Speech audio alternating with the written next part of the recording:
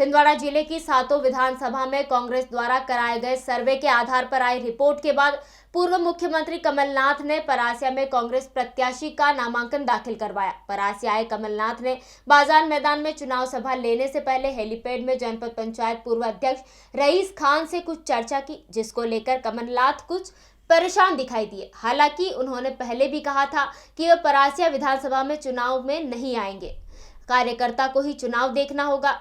लेकिन आज जब वे पुनः परासिया आए और बाजार चौक में सभा को संबोधित किया तो राजनीतिक गलियारे में उनका आना चर्चा का विषय बन गया।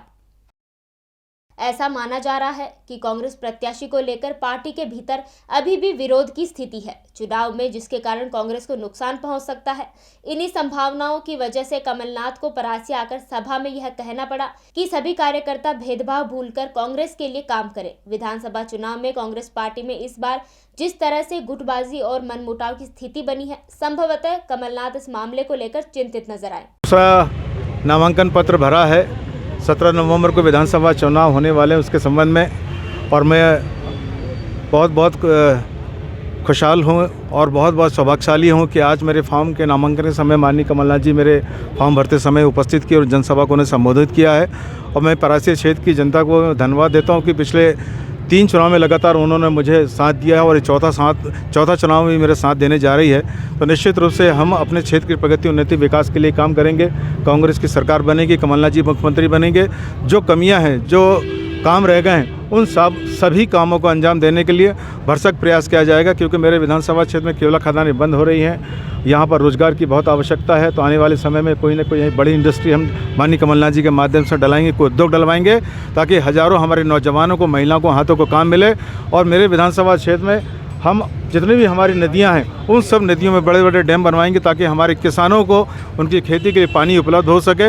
ऐसी अनेक योजनाएं हैं, चाहे वो शिक्षा की बात करें, चाहे स्वास्थ्य की बात करें। निश्चित रूप से हम एक नया इतिहास रचेंगे इस बार विधानसभा चुनाव जीतने के बाद में, कमलनाथ जी के मुख्यमंत्री बनने के बाद में हम चौमुखी विकास कराएंगे हमारे परासिया विधानसभा क्षेत्र का। आज मुझे और हम सबको आशीर्वाद देने यहाँ पर आप आए हैं, मैं आपका बहुत ऋणी हूँ, आपका बहुत हृदय से अभिनंदन और स्वागत करता हूँ। प्रिय साथियों, आप सब जानते हैं कि ये चुनाव हम सबके लिए बहुत महत्वपूर्ण चुनाव है, और ये महत्वपूर्ण चुनाव हमारे जिले का, हमारे मध्य प्रदेश का, हमारे परासिया क्षेत्र का भविष्य लिखेगा।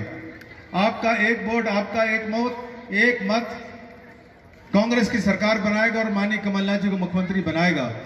सरकार बनी थी 2018 में, वो प्रदेश की जनता के द्वारा बनाई गई थी और वो संवैधानिक तरीके से बनाई गई सरकार थी और संवैधानिक तरीके से माननीय कमलनाथ जी मुख्यमंत्री बने थे।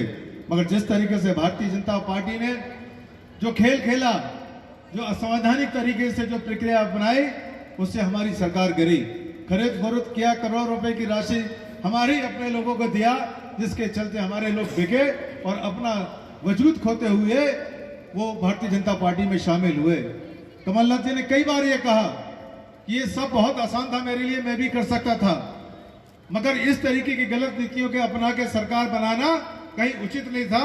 कमलनाथ जी तो हमेशा कहते हैं कि यदि जो जनता की जो सम्मान होगा, जो जनता मुझे सम्मान देगी, वो सम्मान मैं प्राप्त करके सरकार बनवाऊंगा। ये खरीद फरोख्त की सरकार कभी नहीं बनाऊंगा। ये एक सकारात्मक सोच की बात है छिंदवाड़ा जिले में, जिससे हमको लाभ मिल गया। सिर्फ इन्होंने खरीद फरोख्त करके सिर्फ भ्रष्टाचारी करी है। आपने देखा कि हाई कोर्ट तक में ये पिटीशन, ये आवेदन लगे कि ये सरकार 50% कमीशन लेने के बाद यहाँ काम करती है, बिना 50% कमीशन के काम नहीं करती। ये भ्रष्टाचारी है। आज हर वर्ग परेशान है। आज हमारी माता बहने पे डूब किया।